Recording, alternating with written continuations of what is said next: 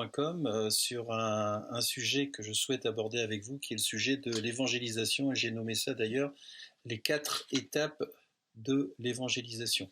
C'est vrai qu'avec ce que nous vivons aujourd'hui, avec ce confinement, il y a un avant le coronavirus, il y aura un après, et je pense qu'on va avoir du travail. Donc, il me semblait important de reprendre quelques fondamentaux sur ce qu'est en fait l'évangélisation. Alors, première chose, quelles sont les grandes lignes, avant de parler des 4 étapes de l'évangélisation? Donc, les grandes lignes de l'évangélisation, c'est tout d'abord de revenir à la définition de ce qu'est l'évangélisation. Alors, cette définition, si vous prenez le dictionnaire, c'est marqué « action d'évangéliser un pays non chrétien » et synonyme de l'évangélisation, c'est la christianisation. Voilà, ça c'est la définition. Voilà ce que c'est que l'évangélisation. Donc, l'évangélisation consiste à annoncer, c'est cela que ça veut dire, la bonne nouvelle. Ce qui démontre qu'il y a un besoin face à une situation qui est le péché.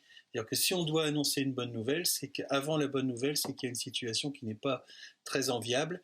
Et donc, nous sommes là pour annoncer la bonne nouvelle par rapport à une situation, et cette situation, c'est le péché. Voilà ce qu'est l'évangélisation. Alors, à ne pas confondre avec ce qu'est le prosélytisme. Et malheureusement, dans beaucoup de nos églises, et beaucoup de chrétiens, au lieu de faire de l'évangélisation, font du prosélytisme. Ça n'a rien à voir. Et le prosélytisme, je dirais, c'est à la rigueur le contraire de ce qu'est l'évangélisation. Que nous dit le dictionnaire? Quelle est la définition du prosélytisme? C'est un zèle, c'est le zèle du prosélyte. Et le prosélytisme, ça cherche quoi? Ça cherche à convaincre les participants, ça cherche à convertir ces participants à notre cause. C'est ce que l'on appelle le prosélytisme. Alors, le prosélytisme cherche à convaincre, cherche en fait à faire en sorte que les gens adhèrent. Voilà, c'est ce qui est noté, et c'est donc le contraire de l'évangélisation, puisque le prosélytisme ne dénonce pas une situation qui est la situation de péché, bien au contraire, mais tente, donc c'est la tentation, on revient à la tentation du diable, le prosélytisme tente en fait de séduire par, j'ai noté, un artifice d'attirance émotionnelle. Donc il faut bien faire la distinction entre, déjà au départ, dans l'évangélisation, ce que c'est que l'évangélisation, c'est annoncer la bonne nouvelle par rapport à une situation qui est une situation de péché, alors que le prosélytisme, c'est tenter de convaincre et de faire en sorte que les gens adhèrent à une religion. Alors, beaucoup de personnes sont victimes dans les courants religieux de prosélytisme, c'est-à-dire que si on veut l'islam, on peut parler aussi du catholicisme, qui aujourd'hui, c'est en fait beaucoup plus axé sur le prosélytisme que sur l'évangélisation pure et simple, et donc on essaie tout simplement de faire en sorte que les gens adhèrent à notre religion plutôt que d'annoncer la bonne nouvelle par rapport à une situation. Donc il faut bien faire la distinction déjà au départ entre évangéliser et faire du prosélytisme. Alors j'ai noté en clair, l'évangéliste dénonce le péché d'abord et il annonce la bonne nouvelle, c'est-à-dire que tu es pécheur. Si ta vie elle est ce qu'elle est, c'est tout simplement parce qu'aujourd'hui, voilà, on va annoncer ce qui s'est passé selon la parole de Dieu. Mais il y a une bonne nouvelle. La bonne nouvelle, c'est que Jésus est venu et que par sa grâce, tu peux être sauvé et recevoir la vie éternelle. Alors que le prosélyte, puis qu'est-ce qu'il fait? Il vend une adhésion à sa religion, tout simplement. Et dans le milieu malheureusement dit chrétien, eh bien le prosélytisme, ça cache une très grande partie de la vérité. Et d'ailleurs, il y a beaucoup d'églises aujourd'hui, malheureusement, qui sont rentrées dans le prosélytisme et qui vont annoncer un évangile où Dieu est amour, en oubliant que Dieu est justice aussi, que Dieu est saint, et que justement, si on doit annoncer la bonne nouvelle de la grâce de Jésus, c'est pour éviter que par le péché, nous subissions la colère de Dieu. Donc ça, il faut vraiment le comprendre. Donc bien faire la distinction entre l'évangélisation et le prosélytisme. C'est quelque chose qui est fondamental, et en tant que nés de nouveau, nous devons bannir le prosélytisme et nous devons entrer vraiment dans ce que Dieu nous demande, c'est-à-dire d'annoncer la bonne nouvelle et d'être des évangélistes. Alors il y a 4 étapes aussi dans ces grandes lignes d'évangélisation, et on y reviendra après.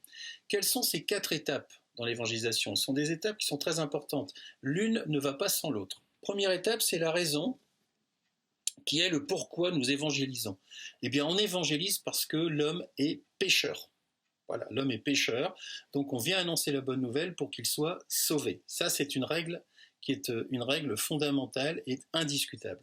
La deuxième raison, donc la première, c'est la raison qui est le pourquoi nous évangélisons, donc le péché. Deuxième raison, c'est le contenu qui est la vérité sur la repentance et la grâce de Dieu. Il faut absolument, une fois qu'on a annoncé le péché, eh bien, il y a la repentance, et la repentance, c'est l'ouverture à la grâce et au salut. La troisième étape dans l'évangélisation, c'est le moment, et ces moments qui sont des opportunités offertes par Dieu pour que l'on puisse annoncer la bonne nouvelle. Voilà, donc c'est la troisième étape, c'est bien le moment, et ce sont les opportunités. Et enfin, la quatrième étape, c'est notre exemple, c'est-à-dire notre témoignage. Donc pour évangéliser, qu'est-ce que l'on va faire?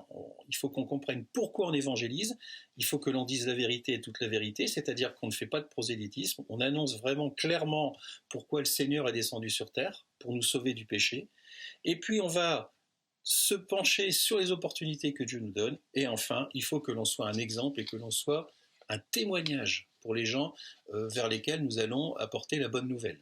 Il faut que ce que l'on dise, on le soit à la fois dans les paroles et dans les actes. Dans les grandes lignes, il y a troisième grande ligne, c'est que l'évangélisation, c'est aussi le rôle qu'on a joué au niveau de l'évangélisation. Quel est notre rôle? Et vous allez voir que notre rôle en tant qu'enfant de Dieu doit s'appliquer à une chose essentielle. Nous devons semer et annoncer. Nous sommes des semeurs et des annonceurs. Nous ne sommes pas les sauveteurs. Celui qui sauve, celui qui offre sa grâce, c'est Christ. C'est le Saint-Esprit qui convainc de péché. Donc ne cherchons pas à convaincre, là on revient dans le prosélytisme, mais cherchons à évangéliser, c'est-à-dire à semer. Ça c'est notre rôle, c'est ce que Dieu nous demande. Notre rôle dans l'évangélisation, c'est de semer la bonne parole, de l'annoncer. Voilà. Et annoncer, c'est aussi dire, c'est pas seulement annoncer Dieu est amour, si tu viens Dieu, ta vie va changer. Etc. Oui, ça c'est vrai. Il y a énormément de versets qui disent que quoi qu'il arrive, Dieu est amour. Mais il faut aussi préciser, c'est très important, que nous devons semer. Déjà, semer, ça veut dire que quoi qu'il arrive, eh bien, l'être humain est rempli du péché et que Jésus est venu pour le sauver, lui offrir sa grâce et pour lui offrir le salut et la vie éternelle. Donc nous sommes des semeurs et nous sommes des annonceurs. Ce qui est noté, c'est que nous participons au sauvetage, mais nous ne sommes pas les sauveteurs. Nous participons au sauvetage des âmes, mais nous ne sommes pas les sauveurs. Seul Christ est sauveur. Il n'y a que lui qui soit sauveur. Donc nous annonçons, nous semons, et Jésus sauve par sa grâce. Et tout cela est régi par des opportunités que Dieu nous offre. Et ça, nous devons le discerner. Pour le discerner, il faut que nous soyons remplis du Saint-Esprit. Ce n'est pas la peine d'aller évangéliser sans être remplis du Saint-Esprit, parce que là, on va rentrer dans le fait de vouloir que les gens adhèrent à une religion et on rentre dans le prosélytisme. Donc, il faut aussi saisir les opportunités que Dieu, et on va le voir, nous offre pour pouvoir évangéliser. Alors, il y a une autre ligne qui est très importante, c'est autre point, l'évangélisation doit tenir compte de l'élection. Il faut savoir que, quoi qu'il arrive, nous devons semer, nous devons annoncer la bonne nouvelle, mais nous ne savons pas, nous, qui est inscrit sur le livre de vie. Mais Dieu le sait. Et si on lit dans Romains 8 au verset 28 à 30, qu'est-ce qu'il est écrit? Nous savons du reste que toute chose concourt au bien de ceux qui aiment Dieu, de ceux qui sont appelés selon son dessein, car ceux qu'il a connus d'avance, il les a aussi prédestinés à être semblables à l'image de son Fils, afin que son Fils fût le premier-né entre plusieurs frères, et ceux qu'il a prédestinés, il les a aussi appelés, et ceux qu'il a appelés, il les a aussi justifiés, et ceux qu'il a justifiés, il les a aussi glorifiés. Voilà ce qui est dit. Donc ça, ce sont des versets qui sont capitaux pour l'élection. C'est-à-dire que l'évangélisation, nous sommes là pour semer, pour annoncer la bonne nouvelle. Dieu sauve et Dieu, lui, connaît ceux qui sont élus, qui sont prédestinés, qui sont appelés, justifiés et glorifiés. Mais notre rôle, ne cherchons pas à convaincre, ne rentrons pas dans des discussions qui sont vaines, qui sont viles, ne cherchons qu'à semer et annoncer par la parole de vérité. Donc c'est bien, lorsque l'on lit ce qui est ici décrit dans Romains 8 au verset 28 à 30, Ce qui est bien la preuve que nous sommes les annonceurs semeurs et que seul Dieu connaît ceux qui recevront sa grâce. Seul Dieu les connaît, nous ne savons pas. On est là pour semer et pour annoncer. Voilà pourquoi le prosélytisme est totalement, et ça je le dis, totalement à bannir. Alors revenons sur les 4 étapes. Là on a vu les grandes lignes. La première étape, souvenez-vous, c'est la raison qui est le pourquoi nous évangélisons. Eh bien nous évangélisons parce que la personne est pécheresse. Il y a 3 raisons qui nous poussent à évangéliser. Première raison, dans ce pourquoi et dans le fait que nous devons évangéliser parce que la personne est pécheresse, c'est que tout d'abord, il n'y a pas un seul juste sur la terre. Ça, c'est la première raison. La seconde raison, c'est que tous sont péchés. Et la troisième raison, c'est que Christ est venu pour les sauver. Voilà, ça, c'est les 3 raisons de la première étape qui est pourquoi nous évangélisons. Eh bien, parce que les gens sont pécheurs. Si on lit Romains 3, verset 10, qu'est-ce qu'il est dit ? Il n'y a pas de juste, pas même un seul. Au verset 23 du même chapitre, car tous ont péché et sont privés de la gloire de Dieu. Si vous prenez Michée 1, verset 2, il n'y a plus de juste parmi les hommes, ils sont tous en embuscade pour verser le sang, chacun tend un piège à son frère. Si vous prenez Ecclésiaste 7, 20, non, il n'y a sur terre point d'homme juste qui fasse le bien et qui ne pêche jamais. Et si vous prenez enfin Luc 9 au verset 56, et c'est là qu'on voit que Jésus, c'est le seul qui puisse sauver, et que nous n'avons pas à convaincre, car le Fils de l'homme est venu non pour perdre les âmes des hommes, mais pour les sauver. Donc ça, c'est très important dans cette première étape, qui est la raison, qui est le pourquoi nous évangélisons, donc le péché. Et lorsque l'on lit ces versets, on se dit, bien oui, notre rôle à nous, eh bien c'est quoi ? C'est de semer et d'annoncer. Certes, la bonne nouvelle, parce qu'il y a effectivement le péché, mais on ne va pas parler que du péché, on va aussi parler de ce qui permet à l'homme de recevoir la grâce. Et là on annonce la grâce de Christ, c'est très important, et d'avoir la vie éternelle s'il reconnaît Christ. Et s'il décide enfin de renoncer à lui-même, de se repentir, de renoncer à lui-même et de suivre Christ. Donc semer la bonne nouvelle sans annoncer le péché, vous allez rentrer, comme on le disait très justement au départ, vous allez rentrer dans le prosélytisme total. Il faut systématiquement, c'est la première étape, parler du péché lorsque vous évangélisez. Alors il y a cette deuxième étape, une fois que on explique pourquoi aujourd'hui on parle de Jésus, parce qu'il y a le péché. La deuxième étape, c'est de l'annoncer. D'annoncer quoi ? D'annoncer la vérité. C'est de ne pas découper, de ne pas prendre certains versets, de ne pas avoir peur de dire la vérité, de dire, ben voilà, qu'est-ce que le péché ? Déjà, il faut l'annoncer, mais aussi l'action de Christ, justement, pour nous sortir de cette situation de péché. Et c'est cette deuxième étape qui est ce que j'ai noté, le contenu qui est la vérité sur la repentance et la grâce de Dieu. Alors si on lit Timothée 2, 3 à 4, qu'est-ce qu'il est dit ?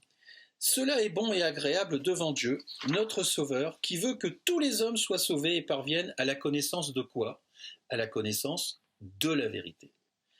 Jean 3, 1, verset 4, « Je n'ai pas de plus grande joie que d'apprendre que mes enfants marchent dans la vérité. » Et au verset 7 à 8, « Car c'est pour le nom de Jésus qu'ils sont partis sans rien recevoir des païens. Nous devons donc accueillir de tels hommes afin d'être ouvriers avec eux pour la vérité, une fois encore. » Donc évangéliser, ce n'est pas, il faut être très clair, il faut annoncer la vérité.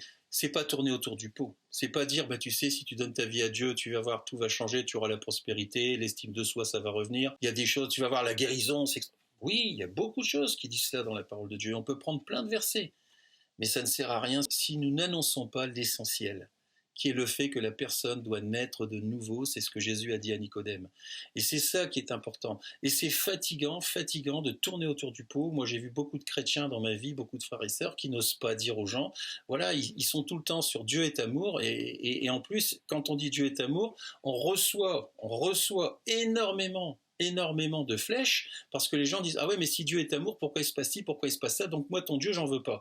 Non, il faut bien expliquer aux gens que Jésus est venu sur terre, oui, il est amour, justement il est venu sur terre par amour, pour nous sauver de quoi ? Pour nous sauver du péché. Et en fait la croix, elle a été faite pour briser le péché. Donc c'est pas compliqué, mais on n'ose pas le dire.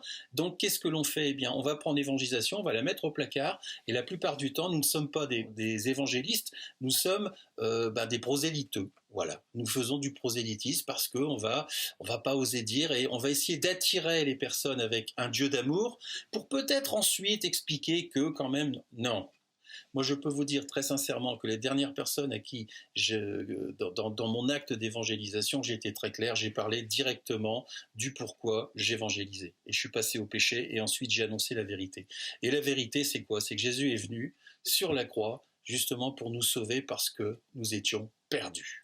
Et ça, c'est très clair. Et moi, je vous encourage, et c'est ce message que je souhaite vous faire passer aujourd'hui, je vous encourage dans cet évangile qui n'est pas un évangile à l'eau de rose. Jésus n'est pas venu aujourd'hui pour nous brosser le poil. Non, il est venu nous dire, attendez, si vous continuez comme ça ne va pas le faire. Donc, il faut être très très clair et il faut annoncer la vérité. C'est pour ça que le contenu qu'est la vérité sur la repentance et la grâce de Dieu est très important. Ne tournez pas autour du pot. Parce que c'est annoncé pourquoi Jésus est descendu sur terre, c'est ce qui est noté, pour nous faire grâce parce que nous sommes pécheurs. Cela doit être suivi de la repentance. Il faut qu'il y ait une repentance. Beaucoup de chrétiens vous disent, quand vous leur dites, mais est-ce que tu t'es repenti? Ah oui, j'ai regretté ce que j'étais. Non, mais attends, la repentance, c'est vraiment... voilà, quoi, c'est un demi-tour complet, on n'a plus de vie mondaine, on vit certes dans le monde, mais aujourd'hui on vit comme Jésus vit. Et voilà, donc c'est plus moi qui vis, c'est Jésus qui vit en moi, et puis je regrette, et puis voilà ce que j'étais, mais je vomis ce que j'étais. On l'entend très peu malheureusement. Et je voudrais vous encourager parce que, vous savez, quand vous annoncez la vérité, Dieu est avec vous. Et si vous faites du prosélytisme, Dieu ne sera pas avec vous. Et ça, c'est quelque chose qui pour moi est fondamental et très clair. Donc la repentance, ça amène à quoi? Ça amène à une véritable conversion, de personnes qui décident en fait de renoncer à elles-mêmes pour suivre qui? Pour suivre Jésus. L'évangélisation, c'est quoi? Eh oui, c'est dur, hein, mais c'est comme cela, mais c'est vrai, c'est la vérité, c'est l'appel à la mort à soi-même. Pourquoi? Pour que surgisse la vie, sinon vous êtes dans un mode, et je le répète, prosélytisme, de prosélytisme qui n'est autre que, en fait, voilà, c'est du vent. Vous allez annoncer du vent puisque vous ne parlerez pas de l'essentiel. Donc, si vous n'êtes pas en capacité, et là c'est un petit conseil, d'annoncer la vérité, parce que vous ne vous sentez pas prêt, parce que voilà, c'est quelque chose aujourd'hui qui est encore compliqué pour vous, eh bien, il vaut mieux vous abstenir, très sincèrement. Et donc, j'ai noté,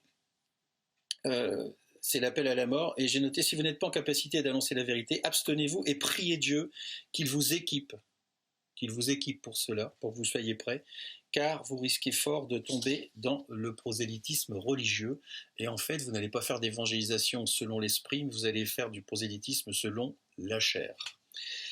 La troisième étape, quelque chose d'important, c'est le moment qui sont ce qu'on appelle les opportunités offertes par Dieu. Très souvent, moi j'entends des gens qui disent « moi je vais dans la rue », voilà, et ils le font et ils essaient de convaincre les gens. On est encore une fois dans une phase de prosélytisme. Moi je suis convaincu que l'évangélisation ne se force pas. Par contre, le prosélytisme, oui, ça force un peu les gens. On vient quelquefois, on vient se mettre face à eux et puis on va rentrer dans leur espace d'intimité. Ils n'ont peut-être pas envie d'être dérangés. Et ça, c'est pour moi plus du prosélytisme. Bon, après, je n'ai rien contre les frères et sœurs qui vont dans la rue, ça les regarde, je ne critique pas, je ne juge pas, chacun fait comme il le sent, c'est le Saint-Esprit qui dirige toute chose, mais néanmoins, je suis convaincu que Dieu nous offre beaucoup, beaucoup d'opportunités pour l'évangélisation et surtout pour bannir le prosélytisme. Donc faisons confiance à Dieu pour qu'il nous offre des opportunités. Quelles sont ces opportunités?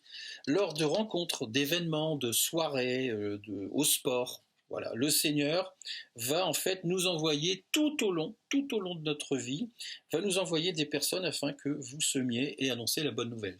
Les dernières personnes,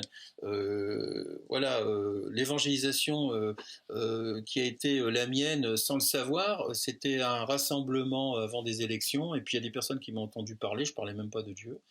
mais par rapport à ma façon de penser, se sont rapprochés de moi en me disant bah, tiens, c'est marrant ce que vous dites, etc.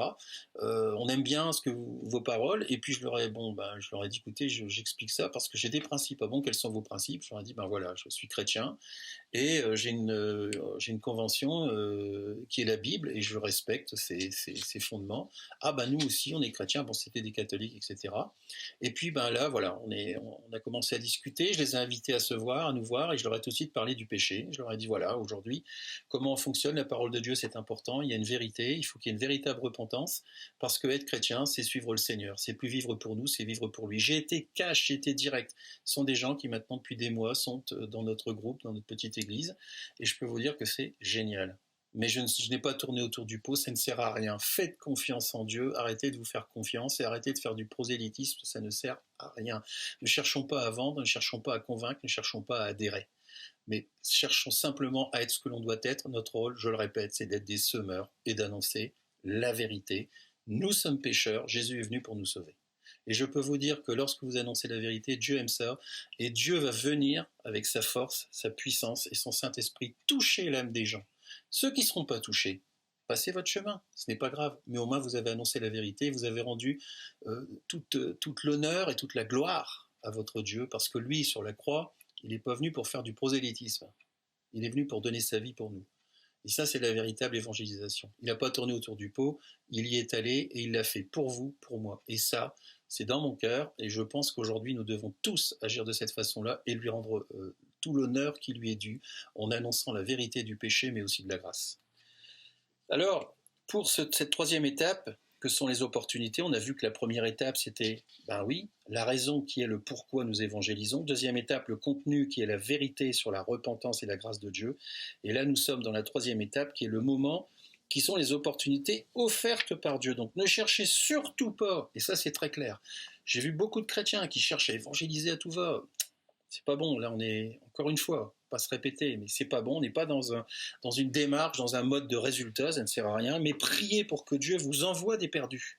C'est surtout ça qu'il faut faire. Priez pour que dans votre vie, dans votre travail, Dieu vous envoie des perdus afin que vous ayez cette opportunité de semer et d'annoncer la bonne nouvelle.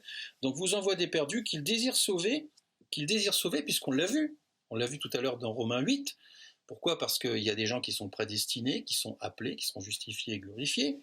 Donc, le Seigneur le sait très très bien, et priez pour que le Seigneur vous envoie ces personnes au travers de votre vie, de ce que vous vivez, afin que vous puissiez discerner, parce qu'il faut être rempli du Saint-Esprit, et c'est pour ça qu'il faut que vous soyez obéissants, avoir une discipline dans la prière, dans la lecture régulière, de la méditation de la parole de Dieu. Et tout cela vous permettra de discerner que c'est le bon moment, voilà, parce que nous sommes dans le bon moment pour semer et annoncer. Donc, sur cette troisième étape, agissez surtout par la foi concernant ces opportunités et non par la chair. Laissez le Saint-Esprit toujours devant vous, éclairer le chemin qui mène à Dieu. Voilà, ce Saint-Esprit qui désire que voilà, vous puissiez semer et annoncer la bonne nouvelle. Alors il y a aussi une chose qui est très importante. Moi j'ai un témoignage personnel. Avant de l'avoir mis sur Internet, je crois que mon témoignage avait dû être entendu en face-face comme cela quand j'étais invité dans les églises par quelques dizaines, peut-être centaines de personnes. Aujourd'hui sur Internet, mon témoignage, eh bien là aussi c'est l'opportunité que Dieu nous offre au travers du net, au travers de Facebook, de YouTube, etc. Et sur YouTube, je suis à plus de 160 000 vues aujourd'hui dans le monde entier, et je peux vous dire qu'on a des retours. Et là aussi c'est une opportunité.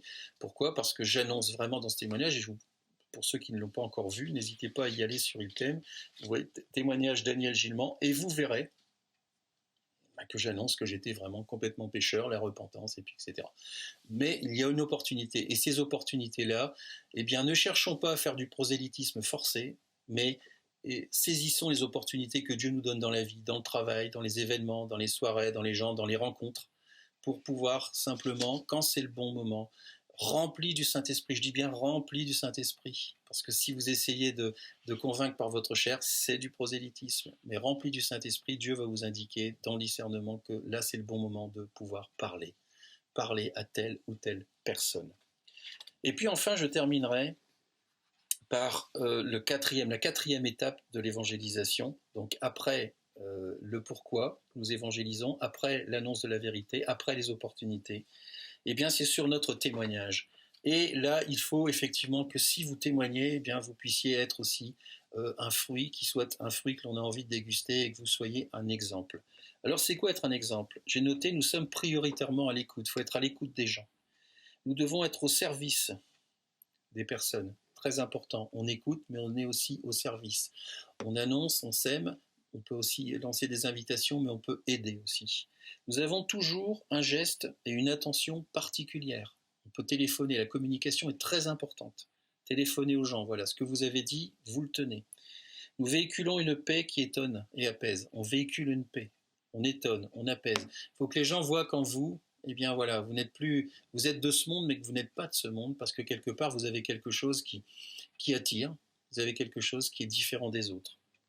Nous sommes sages dans nos propos, on ne se met pas non plus en avant, on agit comme Jésus, sans en parler. On agit comme Christ sans en parler.